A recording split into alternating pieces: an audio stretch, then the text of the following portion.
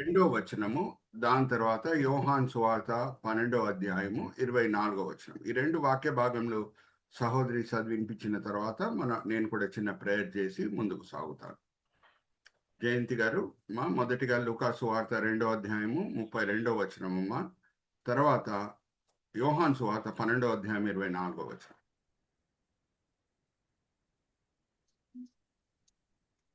Praise the God. లూకాసు వార్త 2వ అధ్యాయము 32వ వచనం నుంచి. నాదా, ఇప్పుడు నీ మాట చొప్పున సమాధానంతో నీ దాసుని పోనిచ్చుచున్నావు.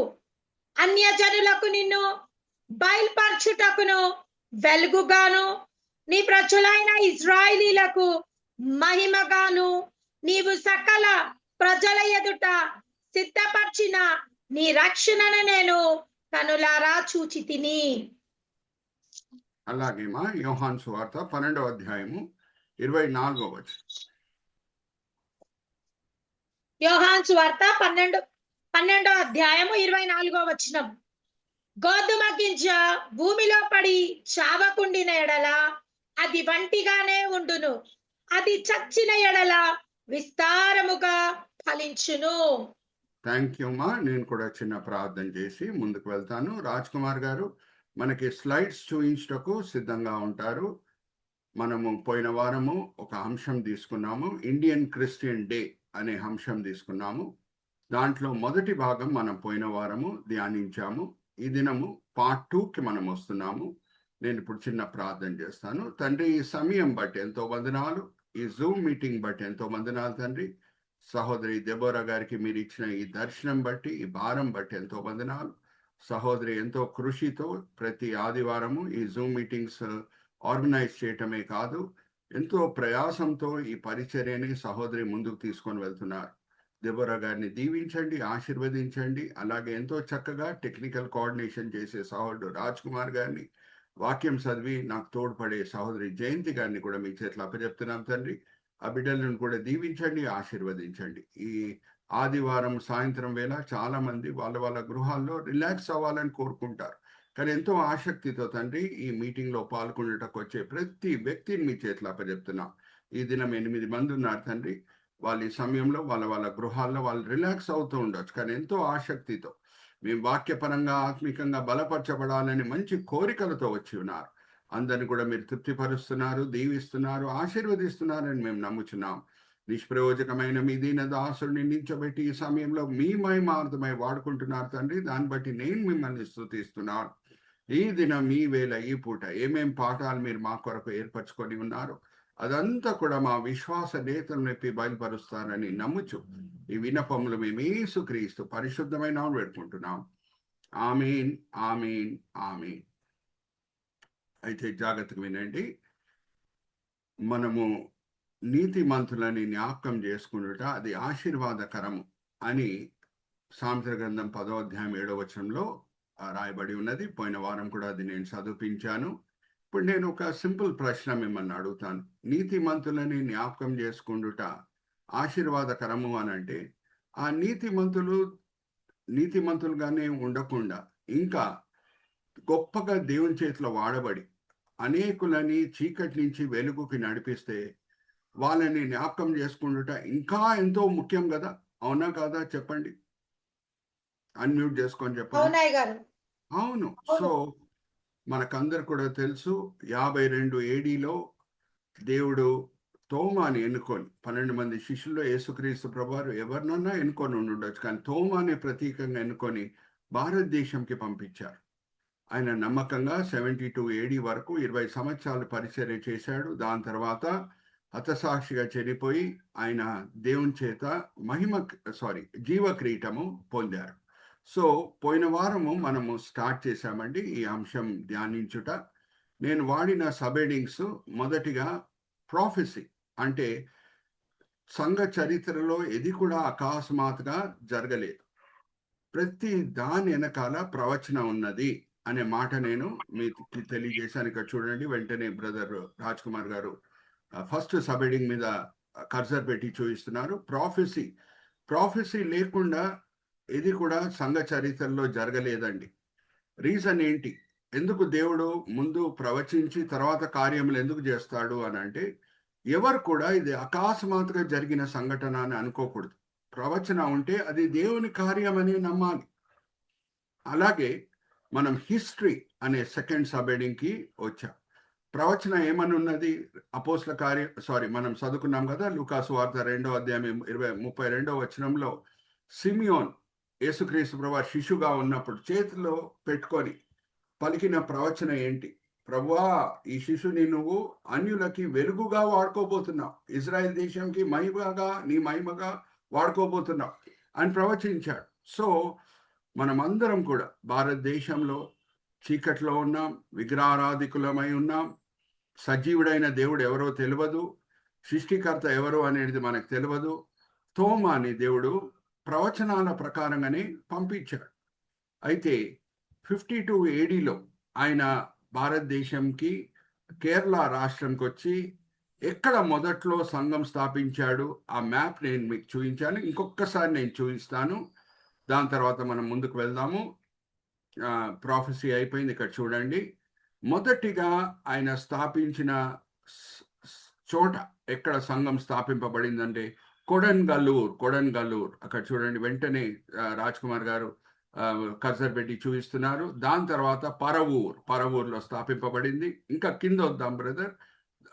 దాని తర్వాత క్విలాన్లో స్థాపింపబడింది. మొదటి సంవత్సరంలోని 3 సంఘాలు తోమా గారు ఎంతో ఆసక్తితో సువార్త బోధిస్తూ స్థాపించారు. దాని తర్వాత కేరళ రాష్ట్రంలో ఆయన పరిచర్యని ముందుకు తీసుకొని వెళ్ళారు.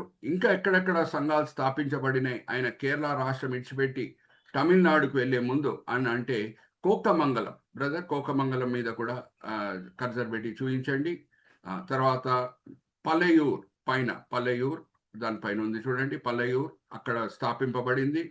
తర్వాత నిరంగం కింద వచ్చేయండి, నిరానం కాణ స్థాపించబడింది. తర్వాత నిలక్కల్, ఇక్కడంతా కూడా నమ్మకంగా ఆయన పరిచర్య చేస్తూ సువార్త బోధిస్తూ సంఘాలను స్థాపించాడు. దాని తర్వాత ఎక్కడెక్కడ సంఘాలు స్థాపింపబడినాయో అక్కడ కాపలని ఏర్పరిచి ఇంకొక చోటుకు వెళ్ళాడు. అలాగే సదర్న్ రీజన్లోనే ఉన్న తమిళనాడు రాష్ట్రంకి ఆయన వెళ్ళాడు. ఇప్పుడు మనం కేరళ, తమిళనాడు అని అంటున్నాం, కానీ ఆ కాలంలో ఆ పేర్లు బహుశా పొందలేదు. అయినా సరే మనకు అర్థం చేసుకున్నటకు సులభంగా నేను ఈ పేర్లు వాడుతున్నాను. ఈ ప్రాంతాలన్నీ కూడా మొదటిగా 7 సంఘాలు ఎక్కడ స్థాపింపబడినాయో ఇప్పుడు కేరళ రాష్ట్రంలో ఉంది. దాని తర్వాత తమిళనాడు రాష్ట్రం అని మనం దేన్ని మనం చెప్తున్నాము ఇప్పుడు, ఆ ప్రాంతంలో ఎంతో నమ్మకంగా పరిచర్య చేశాడు.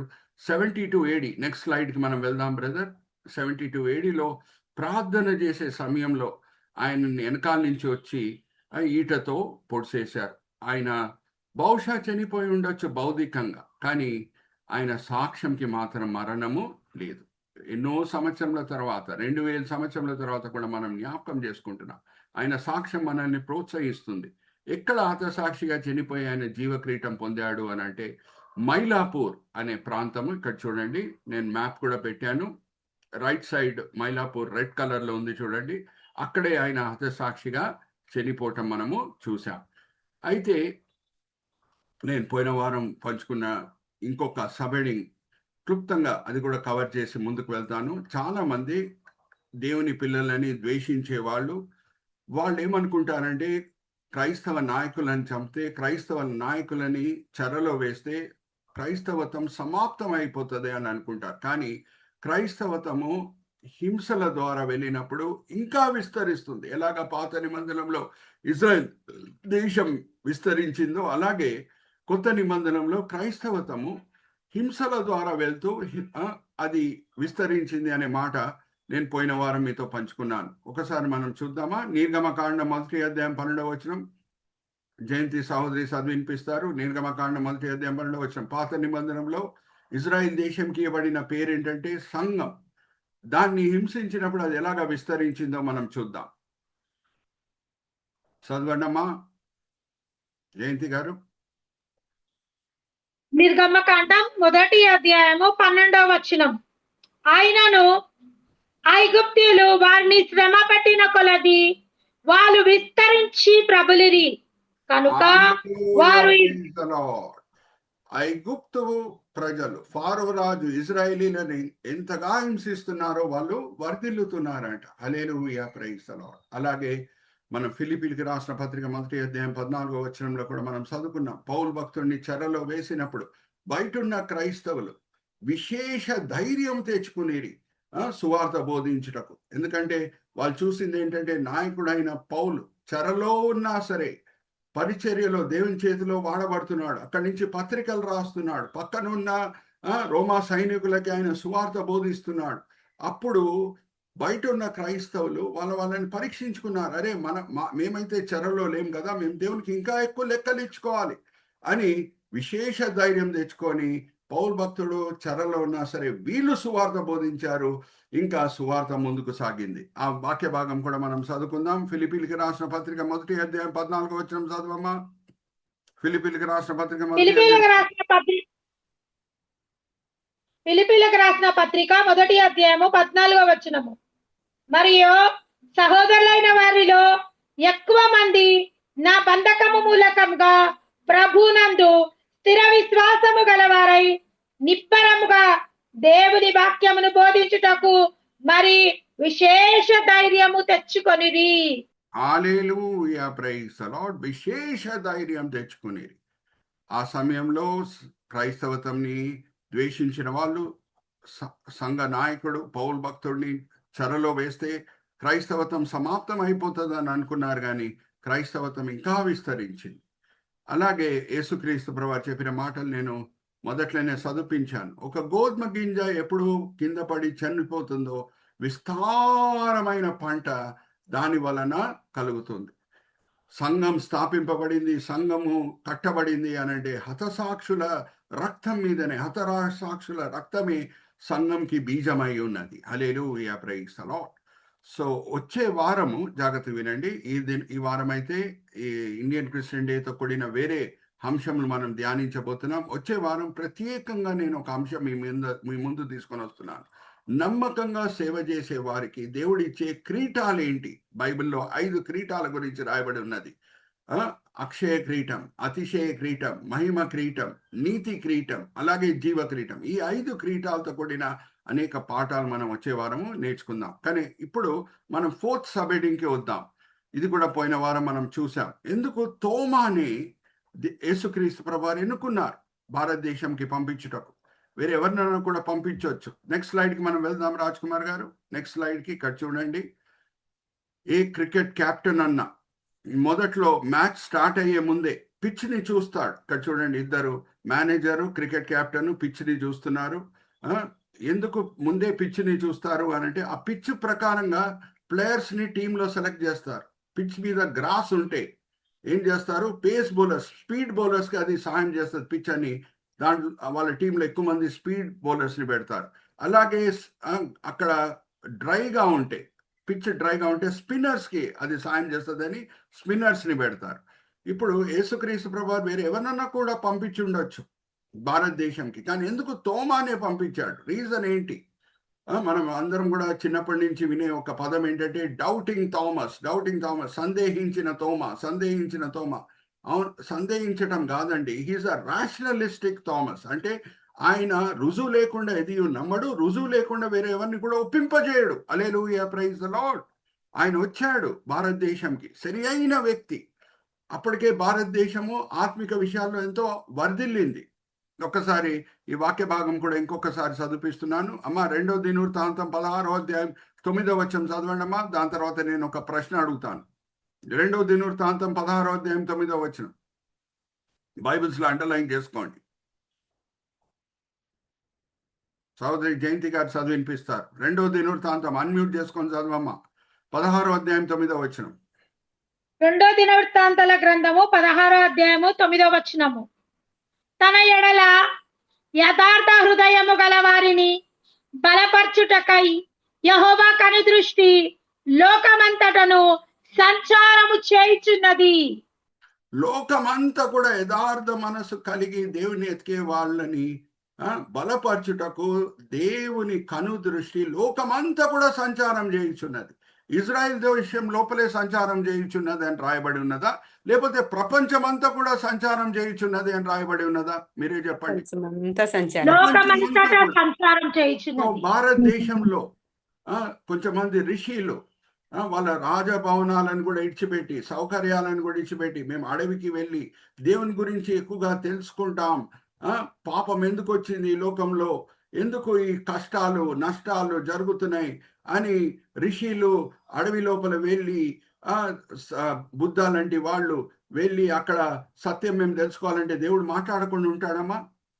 Yes or no? దేవుడు మాట్లాడకుండా ఉంటాడా? రక్షకుడిని నేను పంపిస్తున్నానని చెప్పకుండా ఉంటాడా? ఎస్ ఆర్ నో చెప్పండి.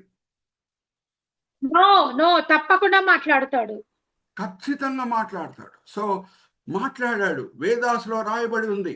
ఇక్కడ నెక్స్ట్ స్లైడ్కి మనం వెళ్దాం. విట్నెస్ ఆఫ్ ద వేదాస్ అనే పుస్తకం నేను సాఫ్ట్ కాపీ కూడా మన గ్రూప్లో పెట్టాను.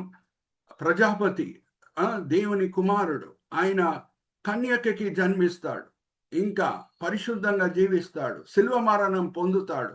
5 చోటల్లో ఆయన గాయం కలుగుతుంది. 5 చోటల్లో అంటే 2 చేతులు 2 కాళ్ళు, తల మీద ముళ్ళ కిరీటం. 5 చోటల్లో ఆయన గాయం కలుగుతుంది. ఆయన మరణం మీద విజయం పొంది బయటికి వస్తాడు, సమాధి మీద విజయం పొంది బయటికి వస్తాడు సమాధి నుంచి. అన్ని కూడా వేదాస్లో రాయబడి ఉన్నది. ఆయనే రక్షకుడు. ఇదంతా కూడా తోమాస్ చదివి అర్థమయ్యే భాషలో అక్కడున్న బ్రాహ్మిన్స్ కి తెలియజేశాడు. ఇంకా సూచక క్రియలు కూడా ఆయన చేశాడు. ఇక్కడ చూడండి, మొదటిగా మారు మనసు పొందిన వాళ్ళు ఎవరు? ఇక్కడ నంబూదిరి బ్రాహ్మిన్స్. ఇప్పుడు కూడా మనం త్రిశూర్ అనే పట్టణంకి వెళ్తే కేరళలో ఈ స్టాచ్యూస్ మనం చూడొచ్చు. బాప్తిజం ఇచ్చే తోమా మనకు కనిపిస్తున్నాడు. బ్రదర్ కల్చర్ పెట్టి చూపించండి. అలాగే నంబూదిరి బ్రాహ్మిన్స్ మనకు కనిపిస్తున్నారు. నంబూదిరి బ్రాహ్మిన్స్ అంటే బ్రాహ్మిన్స్ లో బ్రాహ్మిన్స్. ఓకే, సో వాళ్ళు ఎలాగా ఒప్పింపబడారు అని అంటే వేదాస్ తీసి చూయించాడు తోమా.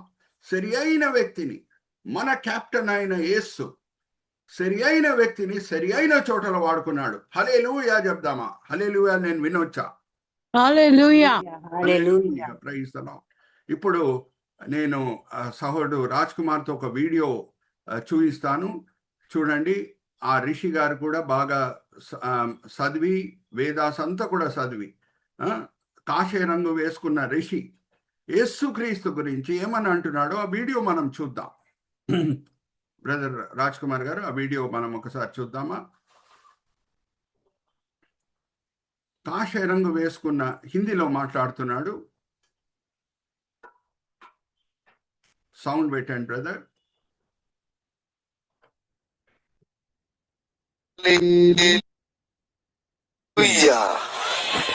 आपको पता है यीशु जी के शरीर में 5 घाव लगे। हमारे यहाँ जब हम लोग हवन करते हैं तो हवन के समय 5 श्लोक बोलते हैं। पहला श्लोक बोलते हैं ओम ब्रह्मपुत्राय नमः स्वाहा, जो बाइबल में लिखा है ईश्वर के पुत्र के नाम का स्वाहा। दूसरा श्लोक कहते हैं ओम कन्यासुताय नमः स्वाहा, जो कुंवारी के गर्भ से पैदा हुआ उसके नाम का स्वाहा। ओम वृक्षासूलारूढ़ाय नमः स्वाहा, जो लकड़ी पे टांग दिया गया उसके नाम का स्वाहा। ओम पंचाकाय नमः स्वाहा, जो 5 घाव अपने ऊपर ले लिए उनके नाम का स्वाहा। और आखिरी श्लोक कहता है हमारे यहाँ पर वैदिक मंत्रों में ओम मृत्युंजयाय नमः स्वाहा। ओम मृत्युंजय, मर के जो जी उठा उसके नाम। ये किसके लिए? Hallelujah, praise the Lord. Are you all seeing this? చూడండి, అందుకే ఇప్పుడు నేను ఈ స్లైడ్కి వచ్చాను. కామన్లీ అని అంటే ఎప్పుడన్నా మనము సువార్త బోధించే సమయంలో ఒక సత్యం మనం గుర్తుపెట్టుకోవాలి. ఆ సత్యం ఏమనగా మొదటిగా ఎవరితో మనం కూర్చొని ఉన్నామో ఆర్ ఎవరి మధ్యన మనం నించొని ఉన్నామో వాళ్ళలో ఉన్న కామన్ పాయింట్ ఏంటో, వాళ్ళకి మన మధ్యన ఉన్న కామన్ పాయింట్ ఏంటో తీసుకొని దాని గురించి చెప్పేసి దాని తర్వాత నిజమైన దేవుడు రక్షకుడైన యేసు ఇంకా సువార్తతో కూడిన విషయాలు మనము పంచుకోవాలి. అందుకే పౌలు భక్తుడు ఏమంటున్నాడు, ఒకసారి 1 కొరింథీయులకు రాసిన పత్రిక 9వ అధ్యాయం 21వ వచనం 23వ వచనం చదవమ్మా. యూదుల మధ్యలో నేను యూదుడై ఉంటిని, ధర్మశాస్త్రం లేని వాళ్ళ మధ్యన నేను ధర్మశాస్త్రం లేని వాడై ఉంటిని, బలహీనుల మధ్యన నేను బలహీనుడై ఉంటిని. ఎందుకు? ఏ విధానం చేతనైనను నేను ప్రజలని రక్షించుటకు అని అన్నాడు. హల్లెలూయా, ప్రైజ్ ది లార్డ్. ఆ వాక్య భాగం చదువుకుందామమ్మా. 1 కొరింథీ 9వ అధ్యాయం 21వ వచనం నుంచి 23వ వచనం. 1 కొరింథీయులకు రాసిన పత్రిక 9వ అధ్యాయము 21వ వచనం నుంచి. దేవుని విషయమై ధర్మశాస్త్రము లేనివాడను కాను, కాని క్రీస్తు విషయమై ధర్మశాస్త్రంలో లోబడిన వాడను. అయినను ధర్మశాస్త్రము లేని వారిని సంపాదించుకొనుటకును, ధర్మశాస్త్రము లేని వారికి ధర్మశాస్త్రములు లేని వాని వలె ఉంటిని. బలహీనులను సంపాదించుకొనుటకును బలహీనులకును బలహీనుడనైతిని.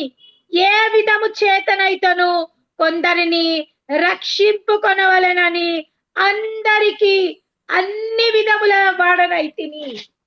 మరియు Hallelujah, praise the Lord. Are you all understanding? జాగ్రత్తగా వినండి అమ్మా. ఎవరిని కూడా మనము మానసికంగా గాయపరిచి సువార్త బోధించలేము. ఆర్ యు ఆల్ విత్ మీ? ఇంగ్లీష్లో ఒక సేయింగ్ ఉంది. మరి నేను ఇంగ్లీష్లో చెప్పి తెలుగులో చెప్పి నేను ఒక ప్రశ్న అడుగుతాను మిమ్మల్ని. ఇంగ్లీష్లో ఏమని చెప్పబడిందంటే, you cannot cut the nose and ask somebody to smell the rose అని అన్నాడు ఒక భక్తుడు. అంటే ఒక వ్యక్తి ముక్కు కోసి షారోన్ పుష్పం వాసన చూడు అంటే చూస్తాడా? అడుగుతున్నా మిమ్మల్ని. చూడలేడు. పడిపోతాడు పాపం. ఒక వ్యక్తిని మానసికంగా గాయపరిచి, ఓ విగ్రహారాధికుడా, ఓ పనికిరాని వ్యక్తి, నీతో నాకేం పని అని ఆ మనస్తత్వంతో మనం సువార్త బోధిస్తే, ఆయనను గాయపరిచి మనం సువార్త బోధిస్తే ఆయన అక్కడి నుంచి వెళ్ళిపోతాడు. కానీ తోమా వచ్చాడు, ఐదోలకి అర్థం చేసుకున్న భాషలో సువార్త బోధించాడు. హల్లెలూయా, ప్రైజ్ ది లార్డ్. వాళ్ళ మనసులు కదిలింపబడినాయి, ఇంకా వాళ్ళు ప్రభువుని అంగీకరించారు. ఇప్పుడు చూడండి, నేను ఇంకొక వాక్య భాగం కూడా చదివిస్తున్నాను. పౌలు భక్తుడు ఏథెన్స్ పట్టణంలో ఆయన సువార్త బోధించడానికి ఒక అవకాశం దొరికింది. అక్కడ అందరు కూడా విగ్రహారాధికులే. సో వాళ్ళ ముందు నించొని ఆయన ప్రసంగము ఎలాగ ప్రారంభం చేస్తున్నాడో మనం చూద్దాం. ఇదంతా కూడా మన క్రైస్తవ జీవితంలో అమలుపరిచే విషయాలు. అందుకే ఇంత లోతులో నేను వెళ్తున్నాను. అయితే అపోస్తల కార్యం 17వ అధ్యాయం 22-23 వచనాలు చదవండమ్మా. అపోస్తల కార్యం 17వ అధ్యాయం 22-23. పౌలు భక్తుడు ఆయన ప్రసంగంని ఎలాగ ప్రారంభం చేస్తున్నాడు. ఏథెన్స్ పట్టణంలో అందరు ఆయన ముందు నించున్న వాళ్ళు అందరూ కూడా విగ్రహారాధికులే, అందరు కూడా చీకట్లు ఉన్న వాళ్ళే. కానీ ఎంత చక్కగా ప్రారంభం చేస్తున్నాడో ఆయన ప్రసంగం మనం చూద్దాం. అపోస్తుల కార్యము 17వ అధ్యాయము 22వ వచనము. పౌలు అరేయప్పకు మధ్య నిలిచి ఉన్న దేమనగా, ఏథెన్సు వారలారా, మీరు సమస్త విషయంలోనూ అతి దేవతా భక్తి గలవారై ఉన్నట్లును నాకు కనబడుచున్నది. హల్లెలూయా, ప్రైజ్ ది లార్డ్. ఏథెన్స్ పట్టణం వారలారా, విగ్రహారాధికులా అని స్టార్ట్ చేస్తున్నాడా? కాదు. మీరు దేవుణ్ణి నమ్ముతున్నారు, విగ్రహారాధన చేస్తున్నారంటే కనీసం దేవుడు ఉన్నారని మీరు నమ్ముతున్నారు. మీరు నాస్తికులైతే కాదు. నాస్తికులు ఇంకా భయంకరమైన దుష్టులు. దేవుడు లేడు అనే వాళ్ళు నమ్ముకొని ముందుకు వెళ్తూ ఉంటారు. అన్నీ దేవుని దగ్గర పొంది, పీల్చే గాలి దేవుని దగ్గర నుంచి పొంది, తినే ఆహారం దేవుని దగ్గర నుంచి పొంది, దేవుడు లేడు అని మనసు కఠోరపరచుకొని జీవిస్తున్నారు. మీరు అటువంటి వ్యక్తులైతే కాదు. మీరు విగ్రహారాధన చేసినా సరే దేవుడు ఉన్నారని మీరు నమ్ముతున్నారు. నిజమైన దేవుడు ఎవరో తెలియచేయటకు నేను వచ్చి ఉన్నాను అని ఆయన ప్రసంగంలో చెప్తాడు. హల్లెలూయా, ప్రైజ్ ది లార్డ్. ఆ దినము అక్కడ ఉన్న వాళ్ళు అనేకులు ప్రభావితమై ఆ ప్రసంగం చేత మారుమనసు పొందిరి అనే మాట మనం 17వ అధ్యాయం చివరి వచనంలో చదువుకోవచ్చు. ఆర్ యు ఆల్ విత్ మీ? అదే పౌలు భక్తుడు ప్రారంభంలోనే, పనికిరాని వారలారా, విగ్రహారాధికులా, మీకేం పని, మీతో నాకేం పని అని ఆ మనస్తత్వంతో సువార్త బోధించడం ప్రారంభం చేస్తే అక్కడి నుంచి వాళ్ళు వెళ్ళిపోరు. ఎస్ ఆర్ నో అడుగుతున్నా మిమ్మల్ని, చెప్పండి, అన్మ్యూట్ చేసుకొని. వెళ్ళిపోతారు. Very good, right answer. So మనం నేర్చుకునే పాఠం ఏంటి? అపోస్తుల దగ్గర నుంచి మనం నేర్చుకునే పాఠం ఏంటి? ఏమన్నా మాట్లాడేటప్పుడు కామన్ పాయింట్ని మనం తీసుకొని మాట్లాడాలి. ఇంకొకటి ఏమవుతుంది అని అంటే, ఇప్పుడు నెక్స్ట్ పాయింట్కి నేను వస్తున్నాను. టెస్టిమనీ. మనం పవిత్రమైన జీవితం జీవిస్తుండగా, ఎక్కడ మనం ఉద్యోగం చేస్తున్నామో, ఎక్కడ వ్యాపారం చేస్తున్నామో, ఎక్కడ మనము చదువుకుంటున్నామో, అక్కడ మనం ప్రత్యేకమైన జీవితం జీవిస్తుండగా, పవిత్రమైన జీవితం జీవిస్తుండగా, లోకంతో పాటు పాపం చేయకుండా మనము విడిగా అందరికీ కనిపించే సమయంలో ఆశ్చర్యపడి కొంచెమంది వచ్చి మనల్ని అడుగుతారు, ఎందుకు మీరు ఇలాగ ఉన్నారు అని అడుగుతారు. జాగ్రత్త వినండి, మనలో శుభప్రదమైన నిరీక్షణ ఉంది. దేవుని చేత మనం అనేక మేళ్ళు పొందుతాం పవిత్రమైన జీవితం జీవించిన తర్వాత అనే విశ్వాసం మనలో ఉంది. ఆ నిరీక్షణ ఉంది కాబట్టి మనం పవిత్రమైన జీవితం జీవిస్తున్నాం. ఏ త్యాగం అన్నా దేవుని మహిమార్థమై చేయుటకు మనం ముందుకు సాగుతాం. ఎందుకు? ఆ నిరీక్షణ ఉంది కాబట్టి ఆ పవిత్రమైన జీవితం మనం జీవిస్తున్నాం. ఎక్కడున్నది ఆ మాట? నిరీక్షణ కలిగి ఉన్న వ్యక్తి పవిత్రమైన జీవితం జీవిస్తాడని సహోదరి జయంతి చేత నేను ఈ వాక్య భాగం చదివిస్తున్నాను. 1 యోహాను 3వ అధ్యాయం 2-3 వచనాలు చదవమ్మా. 1 యోహాను 3వ అధ్యాయం 2-3 వచనాలు.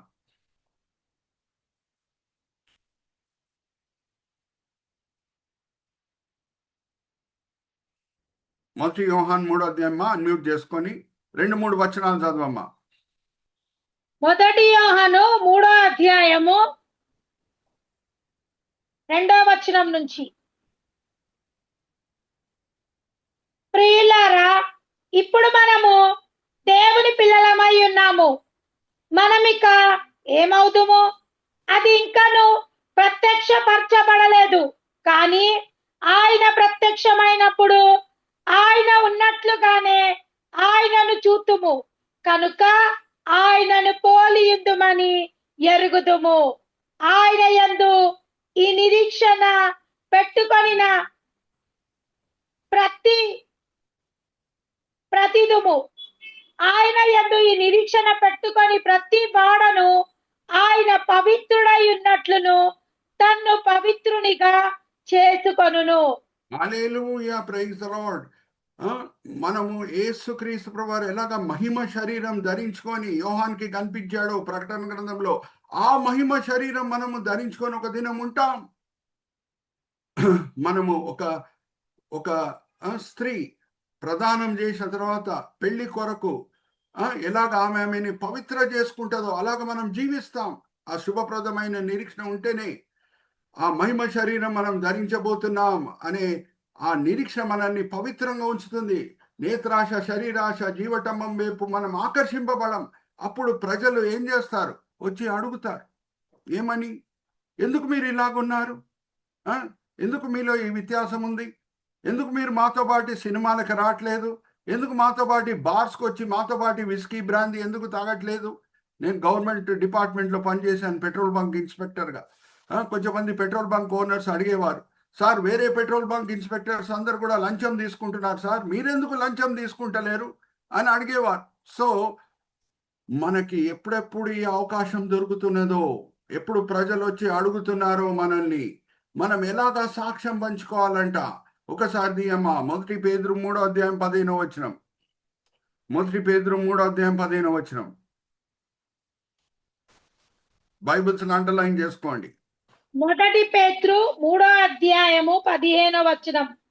నిర్మలమైన మనస్సాక్షి కలిగిన వారై మీలో ఉన్న నిరీక్షణ గురించి మిమ్ములను హేతు అడుగు ప్రతి వానికి స్వాతికముతో భయముతో సమాధానము చెప్పుటకు ఎల్లప్పుడూ సిద్ధముగా ఉండి మీ హృదయములందు క్రీస్తుని ప్రభుగా ప్రతిష్ఠించుడి.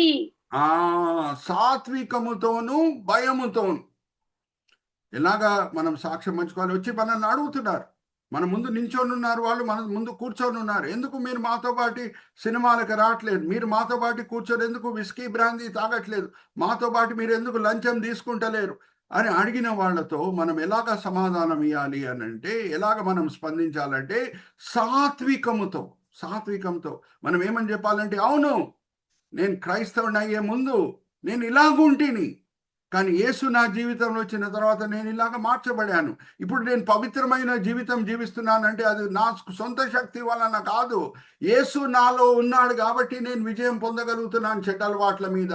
ఆయన కృప చేత నేను పవిత్రమైన జీవితం జీవించుటకు వీలవుతున్నది అని సాత్వికముతో మనము సమాధానం ఇవ్వాలంట. వాళ్ళకంటే మనం గొప్ప అని కాదు. నేను మిమ్మల్ని అడుగుతున్న ఒక విషయము, యేసుక్రీస్తు ప్రభువారు పరిశుద్ధాత్మ దేవుణ్ణి మన హృదయంలో పెట్టకుండా ఉంటే మనం నేత్రాశ, శరీరాశ, జీవటమ్మ మీద విజయం పొందగలుగుతామా? అడుగుతారా మిమ్మల్ని? పొందుకోలేం. పొందలేము. ఎక్కడున్నది ఆ మాట? 1 యోహాను 4:4 చదవమ్మా. 1 యోహాను 4:4 బైబిల్స్ అండర్లైన్ చేసుకోండి. 1 యోహాను 4:4 చిన్నపిల్లలారా, మీరు దేవుని సంబంధులు.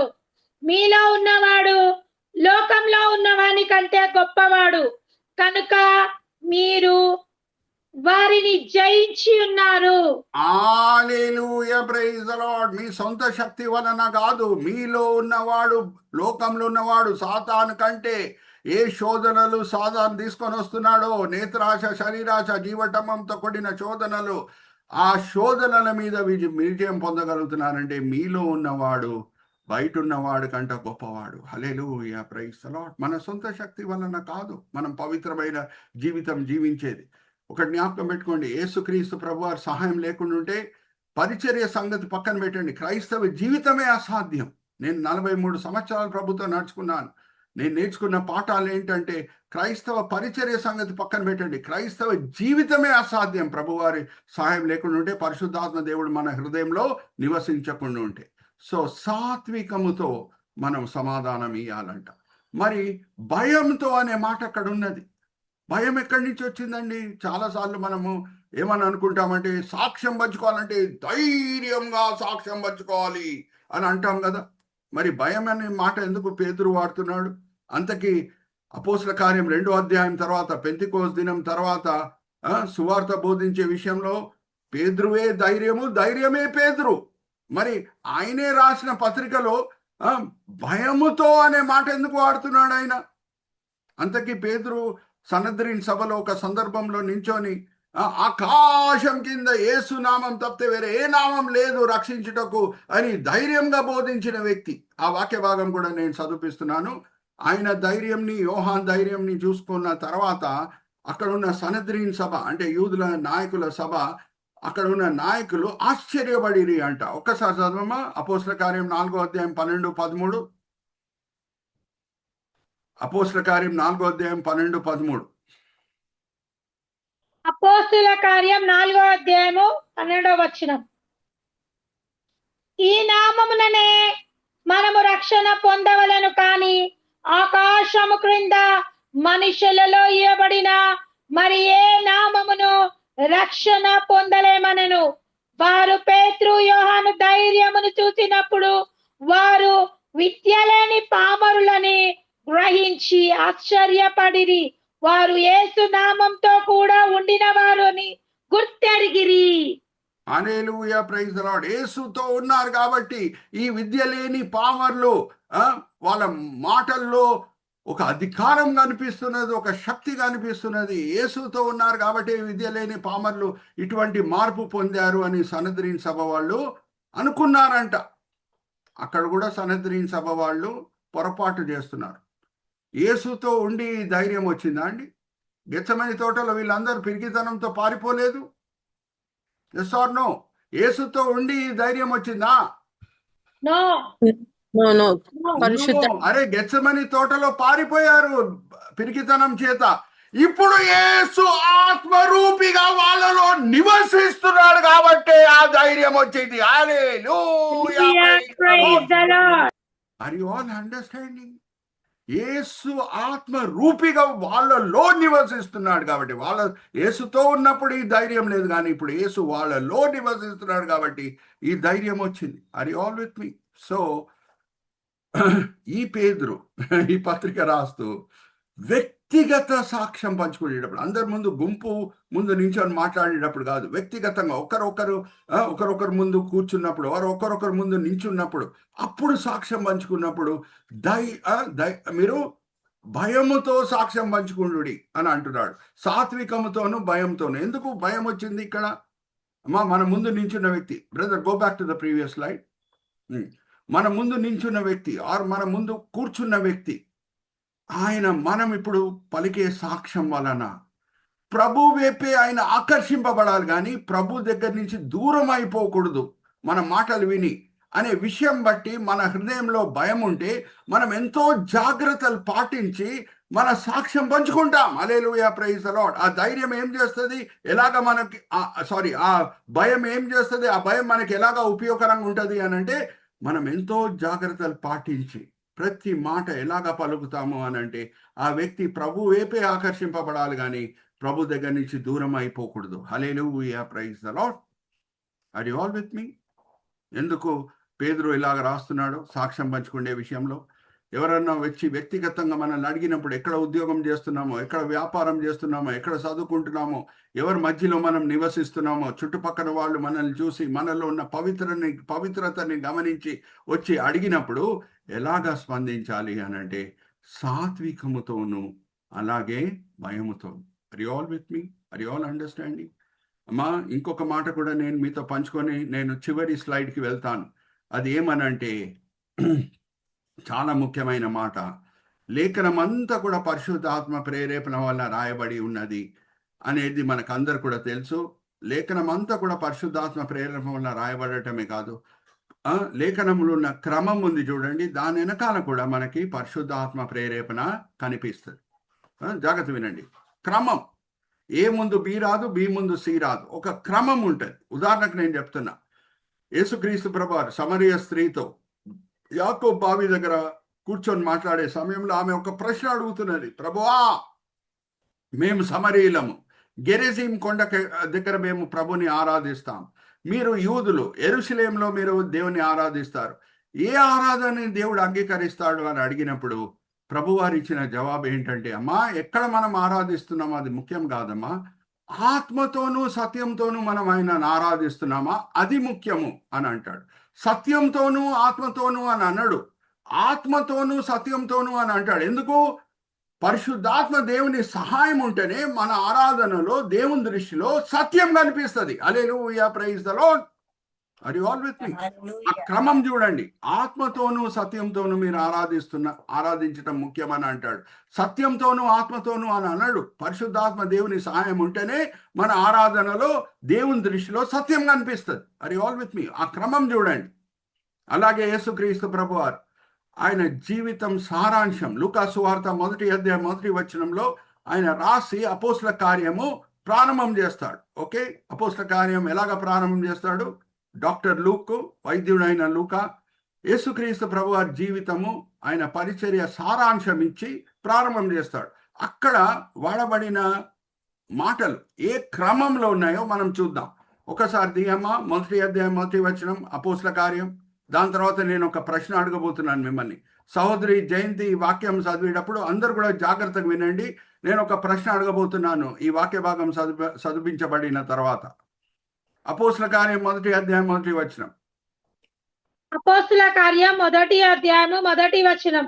ఓ దేవపిల్ల, యేసు తాను ఏర్పరచుకున్న అపోస్తులకును పరిశుద్ధాత్మ ద్వారా ఆజ్ఞాపించిన తర్వాత ఆయన పరమునకు చేర్చుకొనబడిన దినము వరకు ఆయన చేయుటకును బోధించుటకును ఆరంభించిన వాటినన్నిటిని గురించి నా మొదటి గ్రంథమును రచించి తిని. చేయుటకును బోధించుటకు అనేది మొదట్లో వచ్చిందా, లేకపోతే బోధించటము చేయటం అనేది మొదట్లో వచ్చిందా? చెప్పండి మీరే. చేయుటకు. హల్లెలూయా, ప్రైజ్ ది లార్డ్. మనం అందరం ఏమంటుంటామంటే ఇంగ్లీష్లో ప్రాక్టీస్ వాట్ యు ప్రీచ్ అని అంటాం. నువ్వు ఏం బోధిస్తున్నావో అది పాటించు అని అంటుంటాం. కానీ యేసుక్రీస్తు ప్రభువారి జీవితంలో ఉన్న ఒక శ్రేష్టమైన విషయం ఏంటంటే ఆయన మొదట్లో చేసి తర్వాత బోధ చేశాడు. Hallelujah, praise the lord. 30వ సంవత్సరం వరకు ఆయన నజరేత్ గ్రామంలో అనేక విషయాల్లో ఏం బోధించబోతున్నాడో, పరిచర్య ప్రారంభమైన తర్వాత ఏమేమి బోధించబోతున్నాడో అన్నీ కూడా ఆయన పాటించి తర్వాతనే పరిచర్యకు వచ్చినప్పుడు బోధించాడు. అందుకే ఆయన బోధలో ఒక శక్తి ఉండింది, ఒక అధికారం ఉండింది, ప్రజల మనసులు కదిలింపబడినాయి. జాగ్రత్త వినండి, ఆ క్రమం చూడండి. చేయుటకును బోధించుటకు అని ఉంది, కానీ బోధించుటకు చేయుటకు అని లేదు. ఆర్ యు ఆల్ విత్ మీ? మరి మిమ్మల్ని ఒక ప్రశ్న అడుగుతున్నాను. యేసుక్రీస్తు ప్రభువారు ఇంకా పరిచర్య ప్రారంభం చేయలేదు, బాప్తిజం పొందుతున్నాడు. అప్పుడు ఆకాశం తెరవబడుతున్నది. ఆకాశం తెరవబడినప్పుడు పరిశుద్ధాత్మ దేవుడు పావురం వలె దిగి వచ్చుట యోహాన్ చూశాడు. అలాగే ఆకాశం నుంచి ఒక స్వరం వినిపిస్తున్నది, ఈయన నా ప్రియ కుమారుడు, ఈయన బట్టి నేను ఎంతోనో ఆనందిస్తున్నాను అని. అమ్మా, అప్పటికే యేసుక్రీస్తు ప్రభువారు ప్రసంగాలు చేయటం స్టార్ట్ చేశారా బాప్తిజం తీసుకునే ముందు? అడుగుతున్నా మిమ్మల్ని. తర్వాతనే కొండ మీద ప్రసంగం. సో ఈయన నా ప్రియ కుమారుడు, ఈయన బట్టి నేను ఎంతగానో ఆనందిస్తున్నానంటే ఆ 30 సంవత్సరాల ఆయన జీవితంలో ఏం బోధించబోతున్నాడో ప్రతిదీ ఆయన పాటించిన తర్వాతనే బోధన చేశాడు. Hallelujah, praise the lord. Are you all with me? లేఖనంలో ఒక క్రమం ఉంటుంది. లేఖనం అంతా కూడా పరిశుద్ధాత్మ ప్రేరణ వల్ల రాయబడటమే కాదు, లేఖనంలో ఒక క్రమం ఉంటుంది. సో ఎక్కడన్నా ఎవరన్నా వచ్చి మనల్ని అడిగినప్పుడు అన్నా, ఆర్ అవకాశం దొరికినప్పుడు, మనం ట్రైన్ ప్రయాణం చేస్తాం, బస్ ప్రయాణం చేస్తాం, అప్పుడప్పుడు క్యాబ్ ప్రయాణం చేస్తాం. అప్పుడు మనం ఎలాగ ప్రారంభం చేయాలి? ఆ వ్యక్తికి దేవుని గురించి మనం తెలియజేయాలి అంటే ఎలాగ ప్రారంభం చేయాలి? ఇక్కడ చూడండి, అపోస్తల కార్యం 8వ అధ్యాయం 25వ వచనం. నేను ఒక ప్రశ్న అడగబోతున్నాను మిమ్మల్ని. ఓకే, ఈ వాక్య భాగం సహోదరి చదివినప్పుడు నేను మిమ్మల్ని ఒక ప్రశ్న అడగబోతున్నాను. అపోస్తల కార్యం 8వ అధ్యాయం 25వ వచనం చదవమ్మా. అపోస్తల కార్యం 8వ అధ్యాయము 25వ వచనం.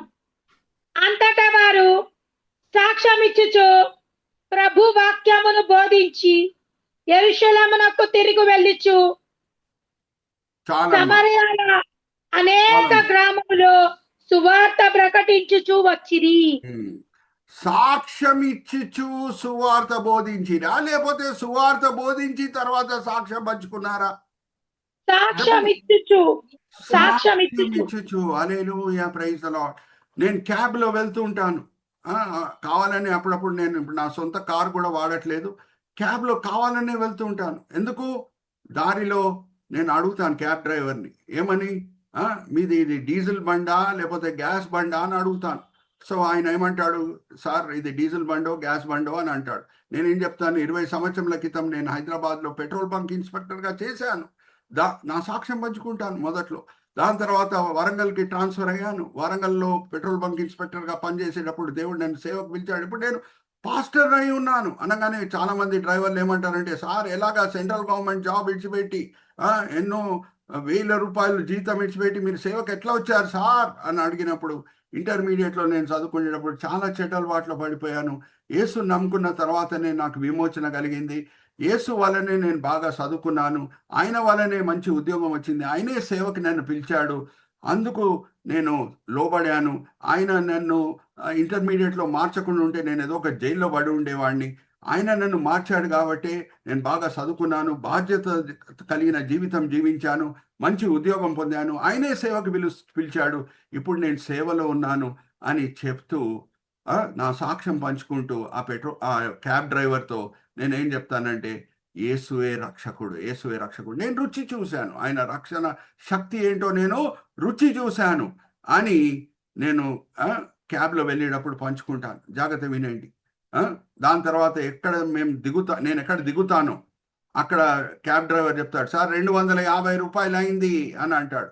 నేను 350 రూపాయలు ఇచ్చేసి దిగుతాను. మీ ఇంటికి స్వీట్ తీసుకొని వెళ్ళి బాబు, ఈరోజు పాస్టర్ గారు వచ్చారు నీ క్యాబ్లో అని చెప్పు, మీ భార్యకి మీ పిల్లలకి స్వీట్ తీసుకొని వెళ్ళు అని ఒక 100 రూపాయలు ఎక్స్ట్రానే ఇస్తాను. Hallelujah, praise the lord. Are you all with మీ?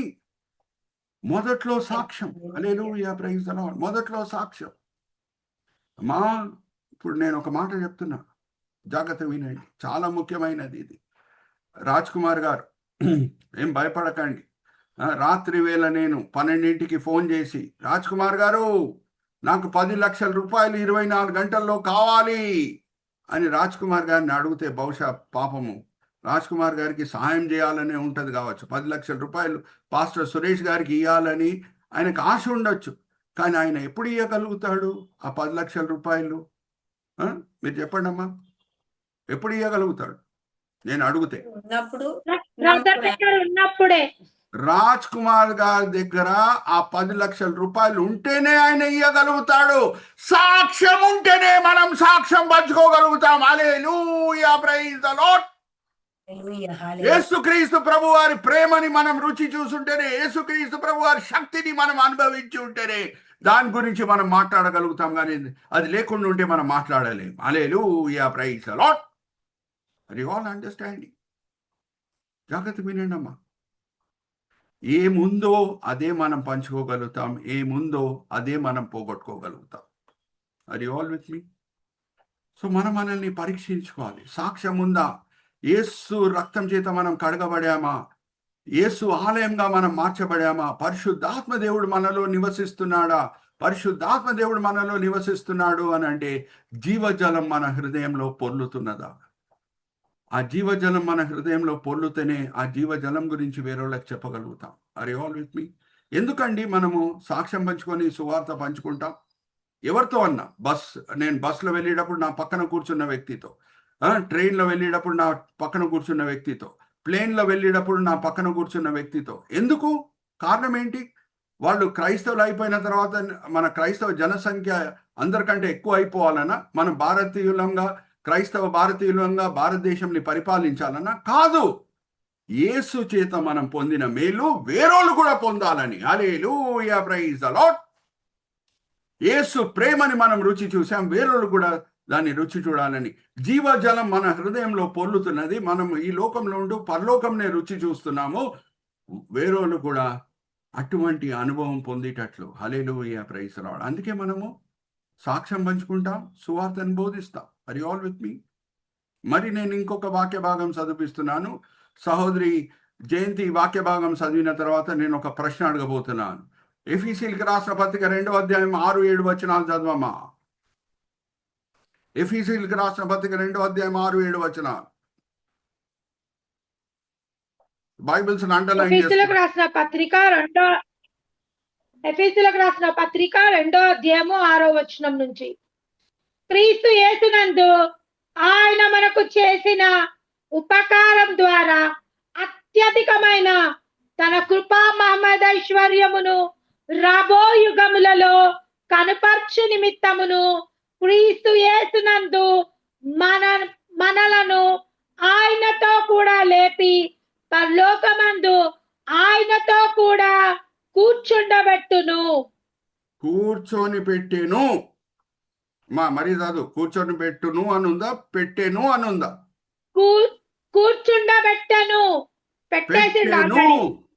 రాబోయే దినంలో మనం చనిపోయిన తర్వాత, పరలోకంకి మనం వెళ్ళిన తర్వాత యేసుతో బాటి మనల్ని కూర్చోబెడతాడని ఉందా, లేకపోతే ఆల్రెడీ కూర్చోబెట్టేశాడని ఉందా? చెప్పండి, చెప్పాలి అన్మ్యూట్ చేసుకొని. రాబోయే దినంలో కూర్చోబెడతాడని ఉందా, ఆల్రెడీ కూర్చోబెట్టేశాడని ఉందా? కూర్చోబెట్టేశాడు అంటే దాని అర్థం ఏంటి? ఒక క్రైస్తవుడు భౌతికంగా ఈ లోకంలో జీవిస్తూ పరలోకంని రుచి చూస్తుంటాడు ఆత్మీకంగా. హల్లెలూయా, ప్రైజ్ ద లార్డ్. జీవజలం ఎప్పుడు ఆయన హృదయంలో పొర్లుతూ ఉంటుందో, ఆయన ఈ లోకంలో భౌతికంగా జీవిస్తున్నాడేమో కానీ పరలోకంనే రుచి చూస్తున్నాడు. ఆర్ యు ఆల్ విత్ మీ? అప్పుడు మనం దేన్ని బట్టి వేరేళ్ళతో సాక్ష్యం పంచుకుంటాం? వాళ్ళు కూడా ఈ లోకంలో జీవిస్తూ పరలోకంని రుచి చూడాలని, వాళ్ళు నరకంకి వెళ్ళాలి, నరకంకి నుంచి వాళ్ళని రక్షించాలి, అదంతా కూడా వేరే సంగతి. మొదటిగా ఏంటంటే మనం పొందిన మేలు వేరేళ్ళు కూడా పొందాలి, అది మన కోరిక. అందుకు సాక్ష్యం ఇచ్చుచు సువార్త వాళ్ళు బోధించి, మొదట్లో యేసు నా జీవితంలో ఏం చేశారో అది నేను పంచుకోవాలి నాతో కూర్చున్న వ్యక్తితో. Are you all with me? So జాగ్రత్త వినండి. ఇది వచ్చి మనం బస్ ప్రయాణం చేసినప్పుడు, ట్రైన్ ప్రయాణం చేసినప్పుడు, క్యాబ్ ప్రయాణం చేసినప్పుడు ఎవరితో మనము ప్రతిదినం ఉంటామో, జాగ్రత్త వినండి, ఎవరితో మనం ప్రతిదినం ఉంటామో జాగ్రత్త వినండి, వాళ్ళు మనల్ని 24 గంటలు గమనిస్తున్నారు. అక్కడ మన జీవిత నడక చేత మనం సాక్ష్యం పంచుకోవాలి. అందుకే ఇక్కడ ఏమని రాయబడి ఉన్నది రాజ్ కుమార్ గారు? ఒక్కసారి కర్సర్ పెట్టి చూపించండి. Christ is glorified when is more precious to you than all that life can give or death can take away. జాగ్రత్త వినండి. ఎవరితో మనం ప్రయాణం చేసి వెళ్తున్నాం వాళ్ళతో మనం 2 గంటలు ఉండొచ్చు, 3 గంటలు ఉండొచ్చు, బస్ ప్రయాణం, ట్రైన్ ప్రయాణం, ప్లేన్ ప్రయాణం, క్యాబ్ ప్రయాణం. కానీ ఎవరితో మనము 24 గంటలు ఉంటున్నామో, ఏ ఉద్యోగంలో మనం ఉన్నామో, ఏ వ్యాపారంలో మనం ఉన్నామో, ఏ స్కూల్లో కాలేజ్లో మనం చదువుకుంటున్నామో, ఏ ఇంట్లో మనం ఉన్నామో, రక్షణ లేని వాళ్ళు మనల్ని 24 గంటలు చూస్తుంటారు. వాళ్ళు ఏం గమనించాలి? యేసు విలువ ఏంటో నా జీవితంలో వాళ్ళు గమనించాలి. యేసు ఎప్పుడు అధికంగా మహిమపరచబడతారంట? ఎప్పుడు అన్యులు ఆయన విలువ ఏంటో నా జీవితంలో గమనించినప్పుడు. ఆ విలువ ఎంత ఉండాలంట? ఈ జీవితం నాకేమి ఇవ్వగలుగుతుందో ఆర్ మరణం ఏమి తీసివేయగలుగుతుందో దానికంటే ఎక్కువ ఉండాలంట. Hallelujah, praise the lord. Are you all with me? మా ఇండియన్ క్రిస్టియన్ డే అయిపోయింది అని చెప్పేసి నేను వెళ్ళిపోవచ్చు. దాంతో కూడిన ధ్యానం అయిపోయింది అని నేను వెళ్ళిపోవచ్చు. ఎందుకు ఇంత లోతులో వెళ్తున్నాను? 43 సంవత్సరాలు ప్రభుతో నడుచుకొని నేర్చుకున్న పాఠాలు మీ ఆత్మిక మేలు కొరకు నేను పంచుకుంటున్నాను. ఎప్పుడు యేసు అధికంగా మహిమపరచబడతాడంట? ఎటువంటి సాక్ష్యం చేత?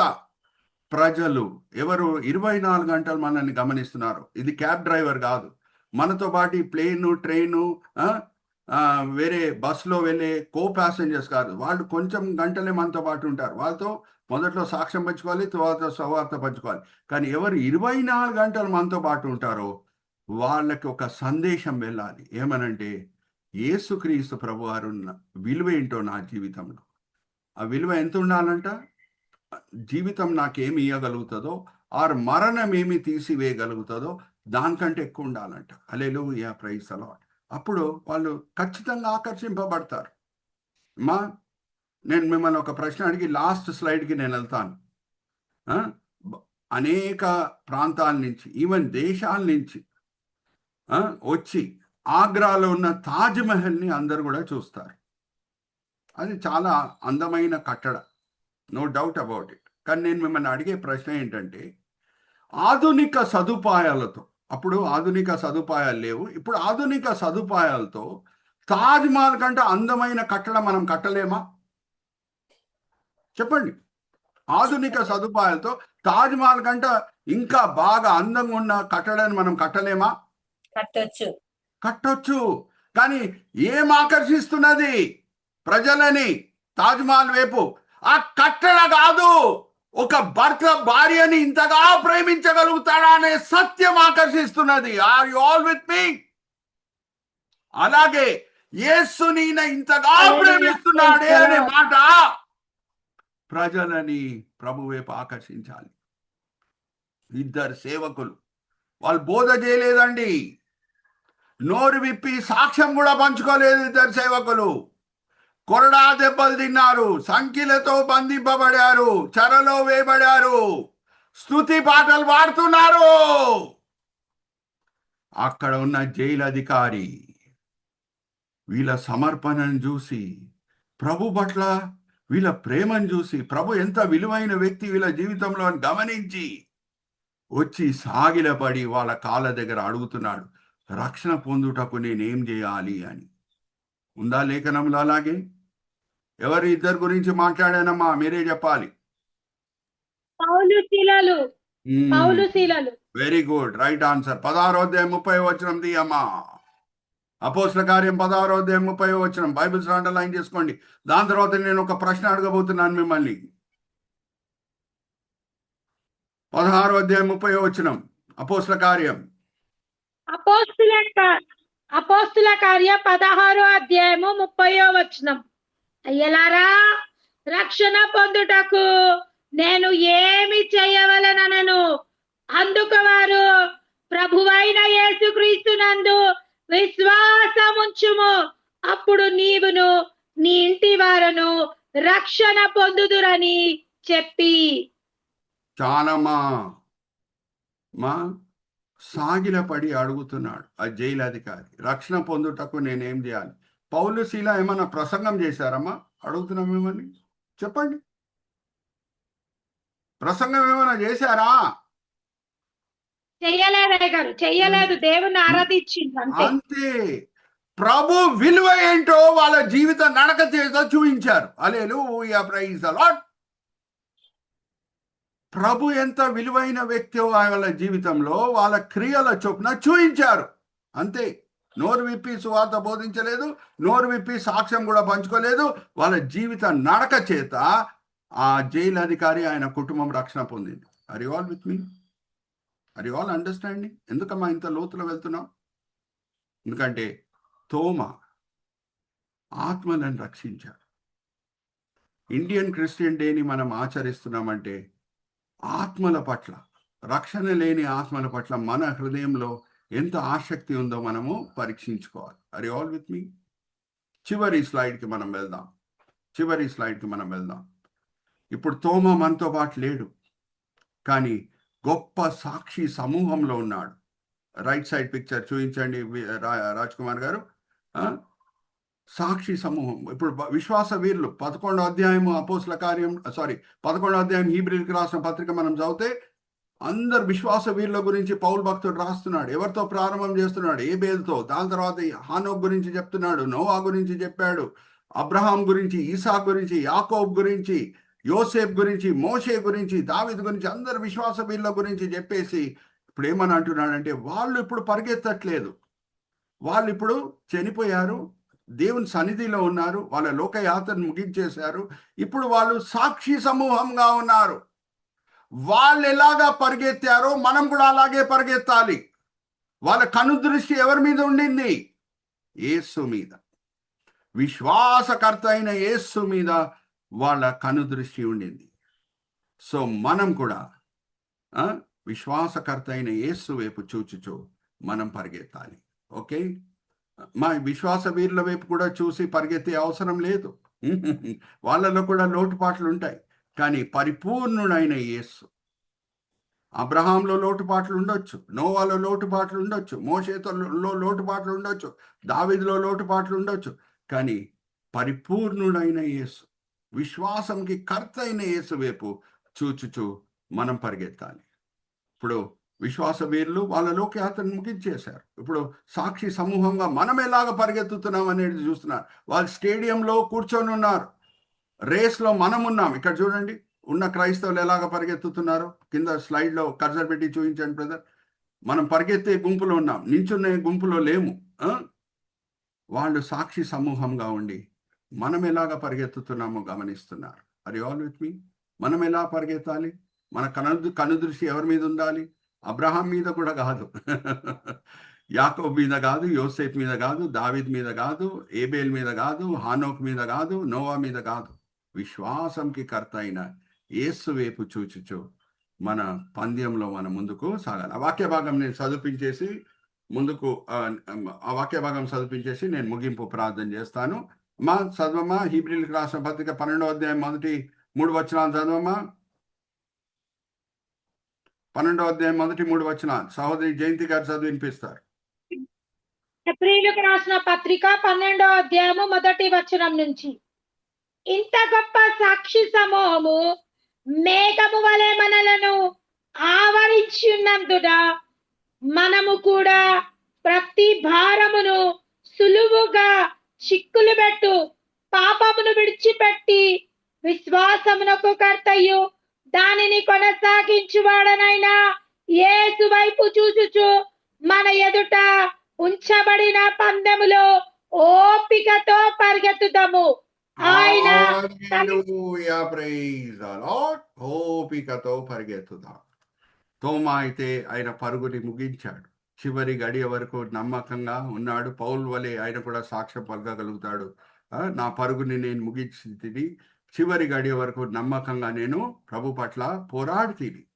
సో వాళ్ళు ఇప్పుడు సాక్షి సమూహంలో ఉన్నారు. సాక్షి సమూహాన్ని కూడా మనం చూద్దామా రాజ్ కుమార్ గారు? చూడండి రైట్ సైడ్ అందరు కూడా గొప్ప విశ్వాస వీరులు. ఇప్పుడు వాళ్ళు నిల్చొని ఉన్నారు, వాళ్ళు పరిగెత్తే సమయం అయిపోయింది.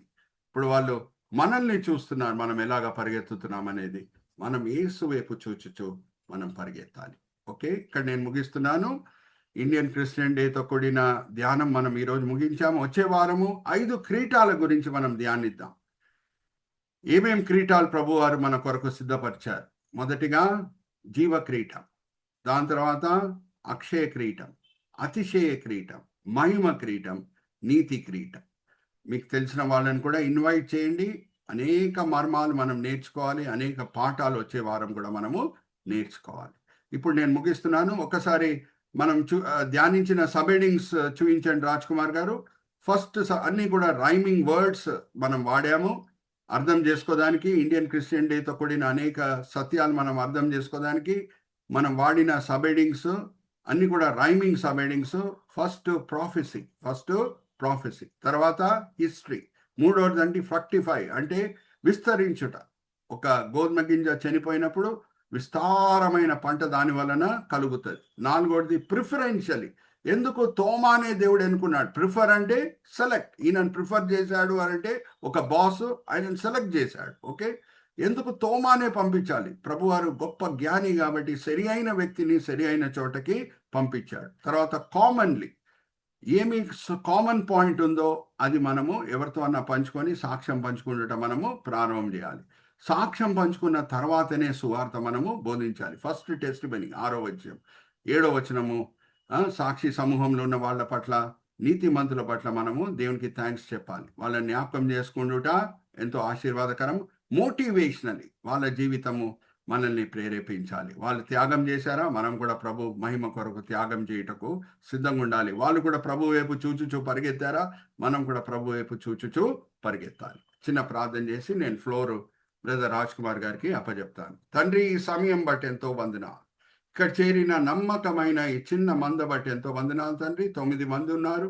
వాళ్ళ గృహాల్లో సాయంత్రం వేళ ఆదివారం వారు రిలాక్స్ అవుతూ ఉండొచ్చు, కానీ ఎంతో ఆసక్తితో వాక్యపరంగా ఆత్మికంగా మేము బలపరచబడాలని మంచి కోరికలతో వచ్చి ఉన్నారు. అందరిని కూడా మీరు ఆత్మికంగా తృప్తిపరిచి ఉన్నారు అని మేము నమ్ముచున్నాం. మీ నిష్ప్రయోజకమైన మీ దీన దాసుని నిల్చోబెట్టి మీ మహిమార్థమై వాడుకున్నారు తండ్రి. దాన్ని బట్టి నేను మిమ్మల్ని స్తుతిస్తున్నాను. ఈ దినం, ఈ వేళ, ఈ పూట ఏమేం పాఠాలు మీరు మాకు నేర్పించి ఉన్నారు, మేము వినే వాళ్ళంగానే కాకుండా అమలుపరిచే వాళ్ళంగా మమ్మల్ని అందరినీ సరిదిద్దండి. ఈ వినపములు మేము యేసుక్రీస్తు పరిశుద్ధమైన వేడుకుంటున్నాం. ఆమీన్, ఆమీన్, ఆమీన్.